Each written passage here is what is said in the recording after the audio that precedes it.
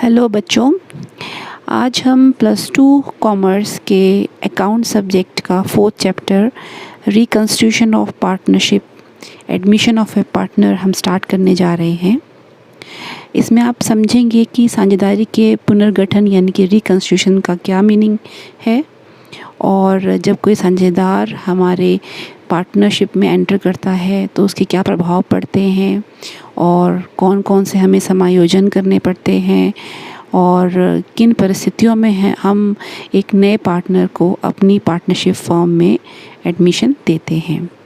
तो देखिए, जब भी साझेदारों के संबंधों में किसी भी कारण से परिवर्तन आता है, यहाँ परिवर्तन का मतलब है कि उनकी जो प्रॉफिट शेयरिंग रेशो है, लाभ बांटने का जो अनुपात है, उसमें बदलाव आता है, तो ऐसे में हमें कह सकते हैं कि साझेदारी फर्म को हमें दोबारा से पुनर्गठित करना पड़ता है, हमें दोबारा से उसे रिकंस्टिट्यूट हमें करना पड़ता है।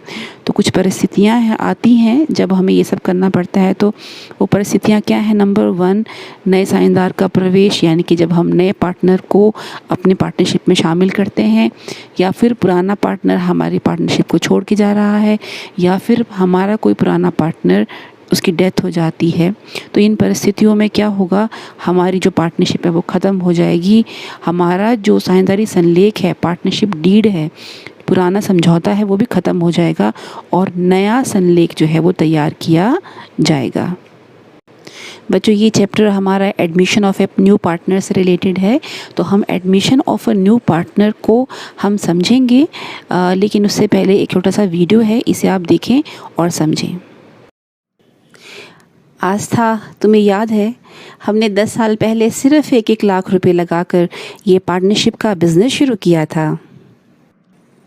हाँ, और पिछले 10 साल हमने बहुत मेहनत की, बहुत उतार चढ़ाव देखे, कभी लॉस हुआ, कभी प्रॉफिट, लेकिन हमारे बिजनेस ने बहुत तरक्की की। लेकिन अब मैं सोच रही हूँ कि हमें अपना बिजनेस बढ़ाना चाहिए। बड़े बिजनेस के बहुत फ़ायदे होते हैं। तुम क्या कहती हो? ये बात तो सही है, लेकिन इसके लिए बहुत सारे पैसे चाहिए। कहाँ से आएंगे इतने पैसे? मैं भी यही सोच रही हूँ, कहाँ से आएंगे इतने पैसे। देखो, अगर बैंक से लोन लिया तो ब्याज देना पड़ेगा। अब क्या करें? क्या कोई तुम्हारा दोस्त या रिश्तेदार है जो हमें उधार दे सके, हमारी मदद कर सके? हाँ, याद आई, मेरी दोस्त लिज़ी, वो हेल्प कर सकती है। चलो आज उसके घर जाकर उससे पूछती हूँ, क्या पता हमारी हेल्प कर दे वो। हाय प्रीति, कैसी हो? आज मेरी कैसे याद आ गई? हाय लिज़ी, मैं ठीक हूँ। यार, तुम्हारी हेल्प चाहिए, बिज़नेस के लिए कुछ पैसे उधार चाहिए, क्या तुम दे सकती हो? लेकिन तुम्हारा बिजनेस तो बहुत अच्छा चल रहा है, तुम्हें कैसे पैसे की ज़रूरत पड़ गई? यार, नया प्रोजेक्ट स्टार्ट करना है, तुम कुछ हेल्प कर दोगी तो मुझे बहुत खुशी होगी। एक सलाह दूँ? तुम एडमिशन कर लो मेरी अपनी पार्टनरशिप में, मुझे अपने बिजनेस में शामिल कर लो।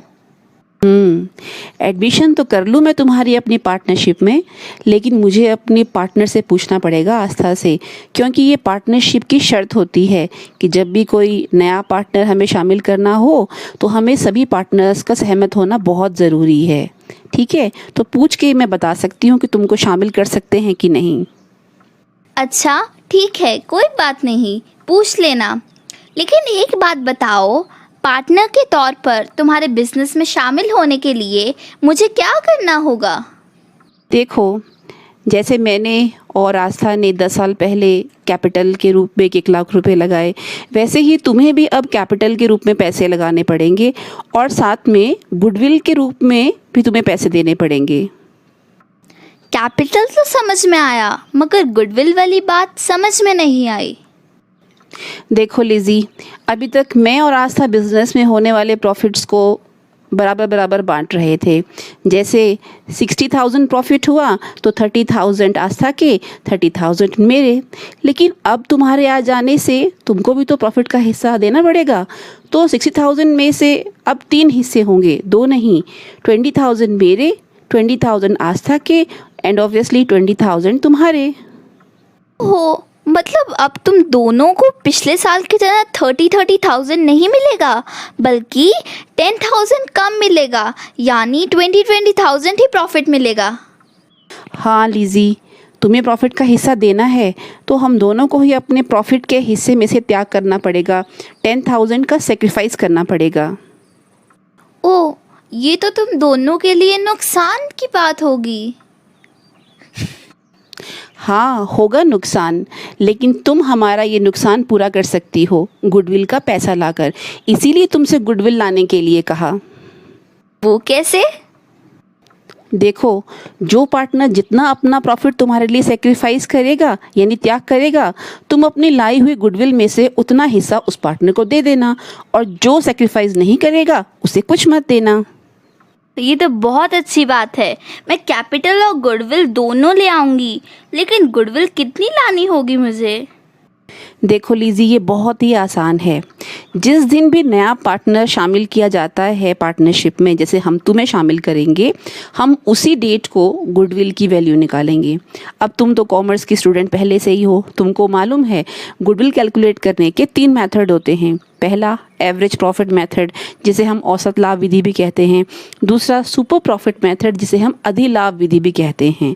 तीसरा है capitalization of average profit and capitalization of super profit method. ठीक है, तो इन तीनों में से किसी मेथड से अगर हम गुडविल निकालते हैं तो वो एक जैसी ही निकलती है। ठीक है, तो उसमें से जो तुमने गुडविल कैलकुलेट की है उसमें से अपने प्रॉफिट के हिस्से के बराबर की गुडविल निकाल कर अलग कर लो। बस यही वो पैसा है जो तुम्हें गुडविल के रूप में लेकर आना है और उस पार्टनर को देना है जो पार्टनर तुम्हारे लिए अपने प्रॉफिट का सेक्रीफाइस कर रहा है। ये बात है, अब मुझे सब समझ में आ गया। तुम अपनी पार्टनर से सहमति लेकर बता देना कि मुझे पार्टनर की तरह एडमिशन मिल रही है या नहीं।